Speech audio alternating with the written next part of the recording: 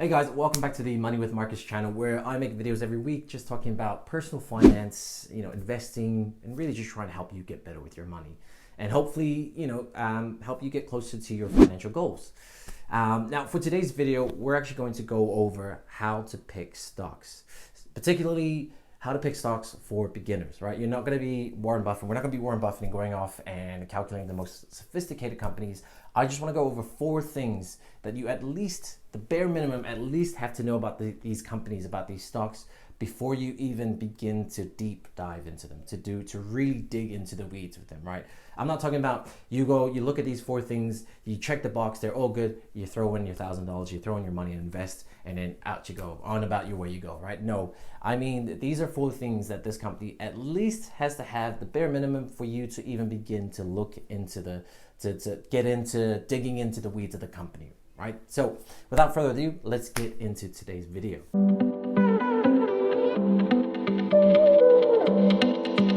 So the first thing you want to look out for is, do you understand the business? Is this a business that's simple and predictable, and are you capable of understanding the business? This is really, really important, right? Because you want to know what you're putting your money in, right? So can you explain, what this company does or how this company makes money to a 5-year-old using 2 sentences or less, right? You really, really want to be that specific about it, especially when you are starting out, because you want to try and stick to the simplest businesses that's easy for you to understand. You're not going to jump in and try to value, Tesla, or you're going to try to value Snowflake.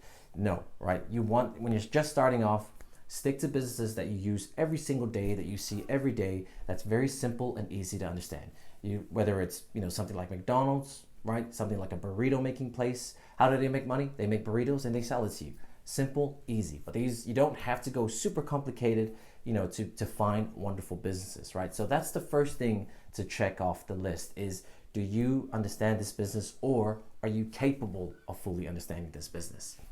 Now, the second thing for you to look into, or the second thing that this company has to have, is an economic moat, right? Or a durable competitive advantage. So what this means is, does this company have an advantage that separates it from the competition, right?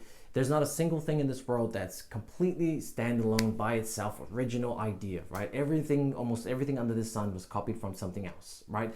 It's just they made it better, right? For example, the BlackBerry, and then the iPhone came along, right? When the BlackBerry was out, no one thought that anything was going to overtake the BlackBerry. And then along came the iPhone, and voila, I'm using an iPhone to film this video. So does the business that you're looking at have a moat? And that's what Warren Buffett calls it, right? A moat, which is, does it have an advantage that's going to be able to defend the castle from, or defend the business from competitors who are trying to come in and undercut and take your profits, right? So a really, really simple example of a moat is a brand moat, right? Something like Coca-Cola, right?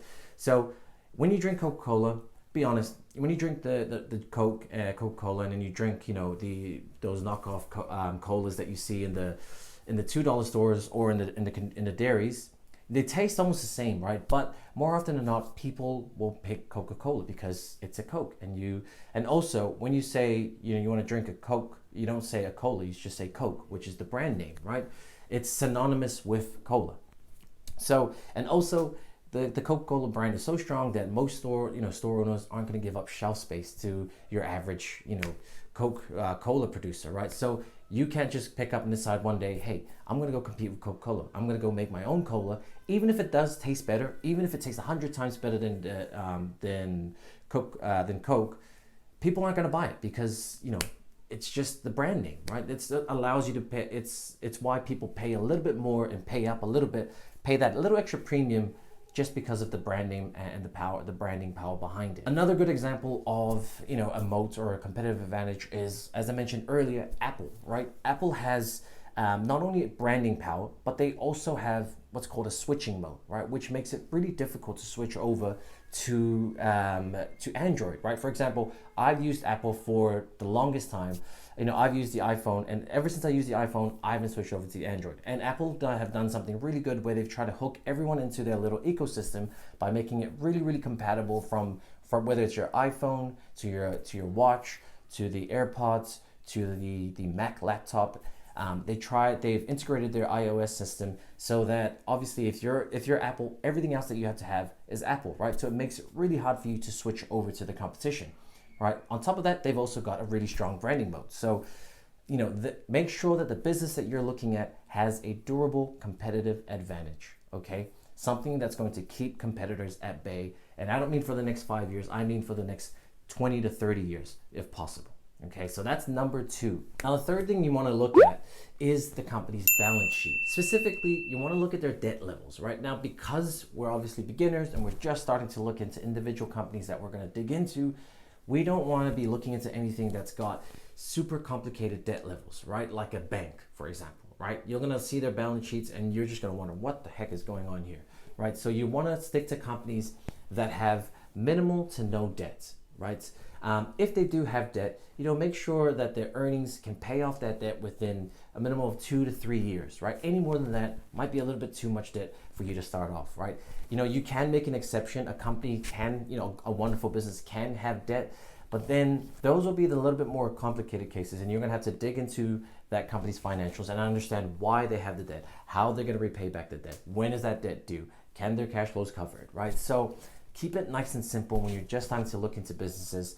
Look for companies that either have very little debt, very capital light, or if they do have debt, make sure that their earning powers can actually pay back that debt within a couple of years. Okay, so that's number 3. Nice, quick, easy one. And the last thing that you're going to want to look at is this company trading at a margin of safety, or the price, right? Because in investing, particularly value investing, the price you pay, actually all investing, the price you pay really does matter, right? So you can't just go out now and say, the thing that you will find when you're looking into individual stocks, and this might be the one thing that does hold you back from buying a lot of stocks, is the price, right? And you might find a company that has a wonderful moat, find a company that's easy for you to understand, barely any debt, fantastic, but then you look at the price and it is just a bit overvalued, right? It's trading at 30 times its earnings, or 40 times its earnings, with PE ratios that's just crazy.